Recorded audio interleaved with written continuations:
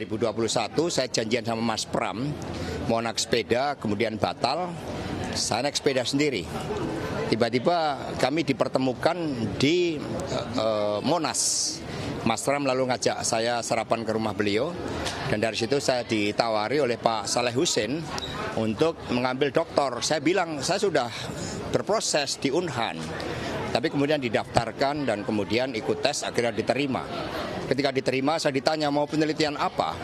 Spontan saya menjawab, saya mau meneliti tentang kepemimpinan strategis dari Ibu Megawati Soekarno Putri dalam pelembagaan partai. Jadi mula-mula judulnya adalah kepemimpinan strategis, kultur dan ideologi berkaitan dengan pelembagaan partai. Tapi kemudian pada bulan Oktober terjadi perubahan situasi sosial. Ada perubahan dari power itu sendiri. Maka kemudian kami rubah menjadi ketahanan partai. Karena situasi sosialnya berubah dengan authoritarian populisme. Maka inilah yang membuat penelitian saya molor sehingga selesai 3 tahun. Padahal sebenarnya bisa sekitar 2,5 tahun karena perubahan judul menyesuaikan situasi sosial yang berubah, akhirnya memerlukan tambahan waktu 7 bulan. Mas Hasto, ini kan yang menarik dari Mas Hasto adanya abuse of power dari Presiden Jokowi. Kenapa membandingkannya dengan masa pemerintahan Jokowi aja, sedangkan ada banyak presiden? Ya sebenarnya bukan hanya itu. Di dalam disertasi secara lengkap itu proses pemerintahan yang otoriter terjadi pada masa Pak Harto.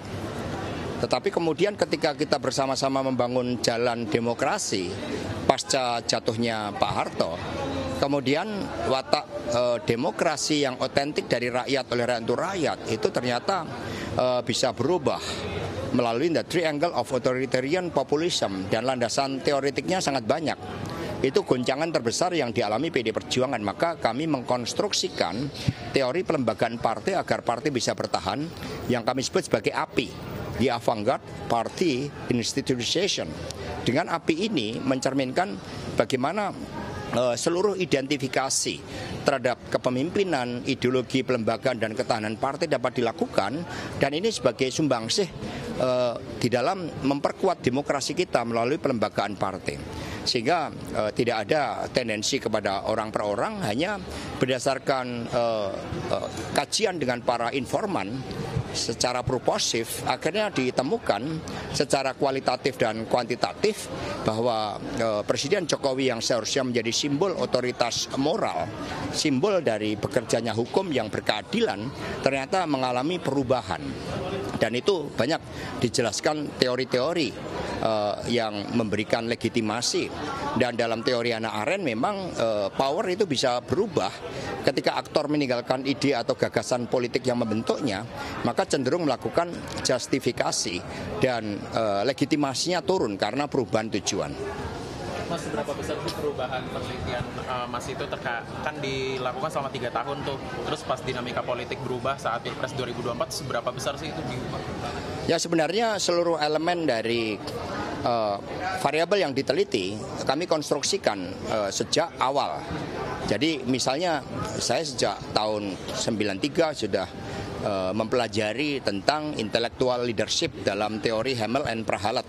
Kemudian pada tahun 2000 sudah belajar tentang Good to Great dari Jim Collins, Five Forces Analysis dan sebagainya. Sehingga sebagai gagasan cukup lama. Bahkan ketika saya menjadi anggota DPR, kami sudah membentuk forum politisi untuk pelembagaan partai. Tetapi konstruksi secara integratif komprehensif baru dilakukan sekarang. Maka novelty kami adalah teori pelembagaan partai agar partai bisa bertahan. Mas, ini kan yang juga lagi ditunggu-tunggu dan jadi pertanyaan publik adalah pertemuan antara Ibu Mega dan juga Pak Prabowo Subianto. Sebetulnya itu pertemuannya betul akan terjadi sebelum pelantikan nggak sih, Mas? Atau udah pupus rencananya, Mas? Jadi sebenarnya kan Mas Pramono Anung misalnya sudah menjadi utusan dari Ibu Megawati Soekarno Putri, karena Pak Prabowo saat ini kan sedang menggodok, sedang mempersiapkan lahir batin seluruh kabinetnya. Sehingga itu yang kita hormati. Hubungan Ibu Mega dan Pak Prabowo sangat baik, saling menghormati, menjadi sahabat, dan tentu saja untuk kepentingan Indonesia Raya, sikap dari PD Perjuangan terhadap kepemimpinan baru berharap agar kabinet itu dapat bekerja profesional, bergerak cepat untuk mengatasi tantangan-tantangan kita ke depan. Tapi kemarin dalam tangan Pak Budi Gunawan kemudian ini dari sendiri mengatakan seperti apakah kemudian bisa dianggap bahwa PDIP sudah masuk ke Ya, kalau kita lihat hubungan antara Pak Budi Gunawan dengan Pak Prabowo memang hubungan yang baik.